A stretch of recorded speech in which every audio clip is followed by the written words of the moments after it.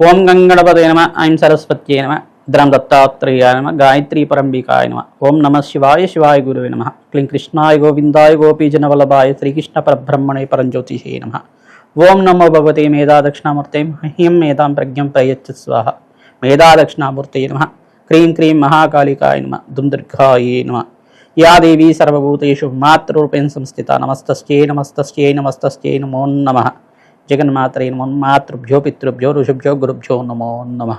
YouTube ప్రేక్షకులందరికీ కూడా నమస్కారం అండి. నేను పాలపర్తి గురునాథ్ శర్మ, జ్యోతిష్యం వాస్తు సిద్ధాంతి.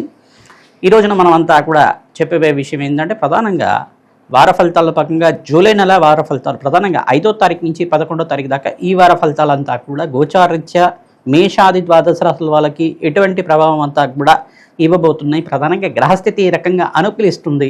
గ్రహాల యొక్క ప్రభావం అంతా కూడా మేషాది ద్వాదశ రాశుల వాళ్ళకి ఎటువంటి శుభ ఫలితాలు ఇస్తున్నాయి, మిశ్రమ ఫలితాలు ఇస్తున్నాయి సంపూర్ణంగా విశ్లేషణ చేసి పరిష్కారం చెప్పడం జరుగుతుంది.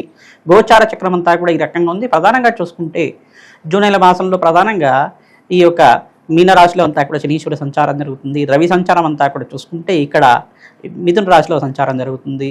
జూలై మాసంలో ప్రధానంగా చూసుకుంటే ఇక్కడ ప్రధానంగా బుధ భగవానుడంతా కూడా తిరోగమనంలో సంచారం చేయడం. ప్రధానంగా చూసుకుంటే బుధ భగవానుడంతా కూడా కర్కాటక రాశిలో బృహస్పతి, శుక్రుడు మరియు బుధ భగవానుడితో పాటు కలిగిలో ఉన్నారు. ఇక్కడ తిరోగమనంలో కూడా జరుగుతుంది. ప్రధానంగా ఈ నెల మాసంలో అంతా కూడా ఈ రకంగా జరగడానికి అవకాశం ఉంటుంది. తిరోగమనం అంటే మిథున రాశికి మళ్ళీ వెనక్కి వెళ్తారన్నమాట బుధ భగవానుడు అంతా కూడా. ఇట్లా తిరోగమనంలో సంచారం చేయడం వల్ల విపరీత ఫలితాలంతా కూడా రావడానికి ఆస్కారం ఉంటుంది. విపరీత రాజ్యయోగ ఫలితాలు రావడానికి ఆస్కారం ఉంటుంది.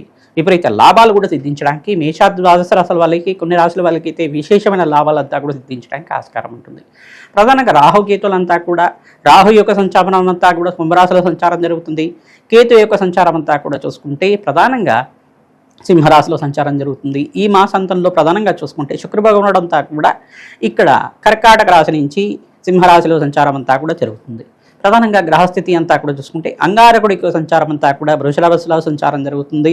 ప్రధానంగా ఈ సంచారం అంతా కూడా ఈ రకంగా ఉంది. ప్రధానంగా ఈ మాసంలో ప్రధానంగా విశేషంగా 17వ తారీఖు రోజున మనకంతా కూడా దక్షిణాయన పుణ్యకాలం అంతా కూడా ప్రారంభమవుతుంది. విశేషంగా మీరంతా కూడా విశేష యజ్ఞ హోమాది కార్యక్రమాలు ఆచరించుకోవడం, ప్రధానంగా శ్రీకృష్ణ పరమాత్మ ఆరాధన చేయడం, పూరి జగన్నాథ స్వామి యొక్క రథయాత్ర కూడా ఈ మాసంలోనూ జరుగుతుంది. విశేషంగా మీకంతా కూడా మీరు పూరి జగన్నాథ యాత్రలో ప్రధానంగా ఎవరైతే పూరి జగన్నాథ విశేష పూజలంతా కూడా ఆచరిస్తారో, శ్రీకృష్ణ పరమాత్మ ఆరాధన చేసుకుంటారో, విశేషంగా పరమేశ్వరుడికి అభిషేక హోమాది కార్యక్రమాలు ఆచరిస్తారో అఖండ పుణ్యప్రాప్తి సిద్ధిస్తుంది. భగవంతుడిని ఆరాధన చేయడం వల్ల విశేష పుణ్య ఫలితం లభిస్తుంది. జన్మజన్మాంతరమైన మహాపాతకాలంతా కూడా తీరడానికి ఆస్కారం ఉంటుంది. ఈ వారంలో విశేషంగా ఏ రాశుల వాళ్ళకి విశేషమైన లాభాలు, మిశ్రమైన ఫలితాలంతా కూడా పొందబోతున్నారు. ఏ గ్రహాలకంతా కూడా శాంతి పూజలు చేయాలి, దాన హోమాది కార్యక్రమాలు ఆచరించుకోవాలి అంతా కూడా విశ్లేషణ చేయడం జరుగుతుంది. వీడియో అంతా కూడా చూడండి. తద్వారా మీకంతా కూడా విశేషమైన ఫలితాలు అంతా కూడా అఖండమైన లాభాలు, లక్ష్మీ కటాక్షం అంతా కూడా సిద్ధించడానికి, లక్ష్మీ కుబేర శాంతి హోమాది కార్యక్రమాలు ఆచరించడం వల్ల, రాజశ్యామల యజ్ఞాది హోమాది కార్యక్రమాలు ఆచరించడం వల్ల అఖండమైన లాభాలు సిద్ధించడానికి, వృత్తి వ్యాపార ఉద్యోగుల్లో మార్పులు జరగడానికి ఆస్కారం ఉంటుంది. కావున వీడియో అంతా కూడా చూడండి. మీకంతా కూడా సంపూర్ణమైన రాశికంతా కూడా పరిష్కారం అంతా కూడా చెప్పడం జరుగుతుంది.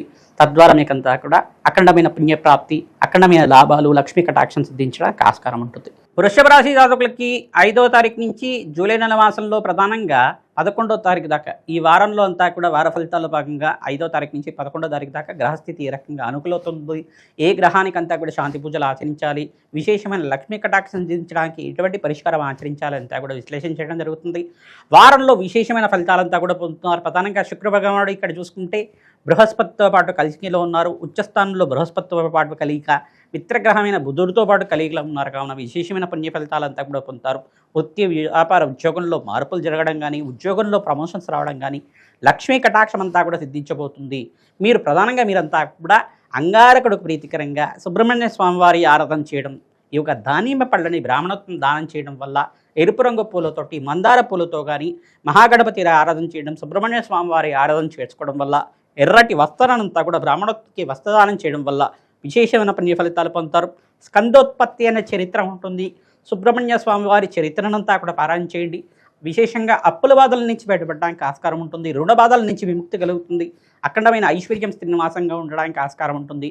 లక్ష్మీ కుబేర శాంతి హోమాది కార్యక్రమాలు, వారాహిదేవి ఆరాధన చేసుకోవడం వల్ల శత్రుబాధల నుంచి బయటపడడానికి, మహాలక్ష్మీదేవి అనుగ్రహం అంతా కూడా సిద్ధించడానికి ఆస్కారం ఉంటుంది. ప్రధానంగా కూష్మాండ దానం చేసుకోవాలి. బ్రాహ్మణత్వంకంతా కూడా తెల్ల గుమ్మడికాయనంతా కూడా కూష్మాండం అంటారు. ఈ తెల్ల గుమ్మడికాయనంతా కూడా బ్రాహ్మణత్వంకంతా కూడా దక్షిణ సహితంగా మీరంతా కూడా దానం ఇచ్చి మమ జాతకరీత్యా గోచారరీత్యా గ్రహదోష నివారణార్థం ఆర్థిక ఉన్నత స్థితి ప్రాప్త్యర్థం అఖండ లక్ష్మీ కటాక్ష సిద్ధ్యర్థం అనే సంకల్పంతో కూష్మాండ దానం చేసుకోవడం, దక్షిణ దానం చేయడం వల్ల ఆశీర్వాదం తీసుకోవడం వల్ల అఖండమైన ఐశ్వర్యం అంతా కూడా సంపద అంతా కూడా సిద్ధించడానికి ఆస్కారం ఉంటుంది. రాజయోగ ప్రాప్తి రావడానికి ఆస్కారం ఉంటుంది. విశేషంగా ఇక్కడ ప్రధానంగా రాహుగ్రహం అంతా కూడా మిశ్రమైన ఫలితాలు ఇస్తుంది. శనీశ్వరుడు కొంచెం మిశ్రమైన ఫలితాలు ఇస్తున్నారు.